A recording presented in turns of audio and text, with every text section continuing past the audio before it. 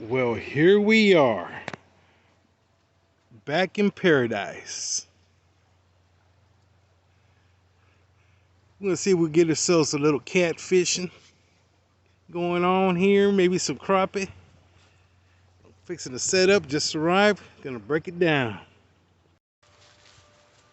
One down, baby. One down. I ain't even got my lines in. I already hitting. That's fillet right there. Two down, two down. I can't even get my lines in the water. I'm already spanking them. Nice little fillet right there. Pick it back up once I get them all set up. Well, I didn't get completely skunked. I got 4 catfish, lost a couple. They're pretty good size. I'm gonna get some fillets and some good meals out of these 4 critters here. Turns out the sun finally came out, but I caught a couple of turtles that just completely ruined my day, having to deal with those things and throw them back. And I think it's an early morning bite. I got here a little late, but I'm gonna call it a day, and I'm gonna head back in and get these cleaned up and take it on the next one. Okay, here we are in the kitchen. Got my fish already gutted. I had them soaking overnight in ice water, bleed them out, and I'm about to start washing them, cleaning them real good before I get them on the chopping block and start working on them. I'm gonna eat these bad boys. Um, Let me get back to you once I'm on the chopping block. All right, here we are again. I pretty much finished everything that I need to do now. Gonna get in the freezer, but pretty much here are the fillets right here of the 4 fish. Some bigger than others. Reason I like filleting it, you see this white stuff right here? When you pull the skin off it, it's got that white stuff all over it. I don't like that, especially if I'm making ceviche. And a lot of the bloodline stays on the skin when I control fillet it myself. And what I'm gonna do here is these heads here and the fins right here, the side, have a lot of meat. Oh, here's a little gill. We got to get those gills out of there. But what I have here is all the bones. That's going to join me on my crabbing trip and chum in the water when I go fishing. So this is going to go in the freezer for my next fishing adventure. And what I have here are the heads. The heads are I'm gonna make soup out of the heads. Okay, so these are gonna be boiled down real good with my shrimps, shrimp shells. Okay, when I do shrimp and fish and pulpo, whatever I decide, crab, imitation crab, when I make my soup, whatever I decide to buy, whatever they have in the market looks good, I'm gonna get it. I boil these down, then I discard them, throw them away, save the broth along with the shells. You know, I peel the shrimp, save the shrimp for later, and I boil the shells with the heads, and I throw the shells away along with the heads. And these are the fins, the bellies of the fish.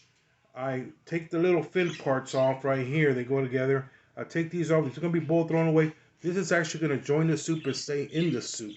Okay, so these are gonna go there, and I might find the bigger fillet here, possibly this big fillet with the soup. All this is gonna be a ceviche. Okay, and then once I debone everything, I have the bones. I go through there and I take out as much meat as I can. We're gonna make ceviche anyway, so all these are gonna be cut down in squares to join the ceviche. Okay, so that's gonna be next week's segment. We're gonna do that. We're gonna do fish soup and ceviche. We're gonna do 3 different types of ceviche. We're gonna make a base ceviche, and then we're gonna do a shrimp cocktail type ceviche, and then we'll do a Mexican watery with clamato type of ceviche. And I'm gonna do the plain Jane one that goes on tostadas, kind of light seasoning, light. It's gonna be good. So it's gonna be 3 different ways, and everybody starts off with the base and goes whichever way they want to do it. Everybody likes to eat it with a lot of ketchup, less ketchup, more ketchup. So everybody basically, the process is gonna start with the ceviche, and that's gonna take a day before you cook it with the lemon juice, 24 hours prior. But anyway, I'm gonna get this bagged up with ice water in a bag, including the heads are just gonna go in a Ziploc. And then this is going to go in along with the heads right here. And this is going to be for the soup separately. And this is all going to go together in one Ziploc. And this is going to go in the freezer for the fishing trip or my crabbing. It's going to fill up my crab traps that I have. I have some special crab traps that I make up on the internet. I made them. I bought one online, and then I found a template and I made it. And one day when we do a fishing trip, I'm going to show you how I do it. And you just throw it in. You snare the crabs and you bring them in 2, 3 at a time. And no matter where you are, just chunk it in on the pole. That's going to be really exciting. I sold some of them, and I have about a dozen left. But anyway, we're done here. So I'm gonna get this packaged up for next week, and we'll take it from there next week. See y'all.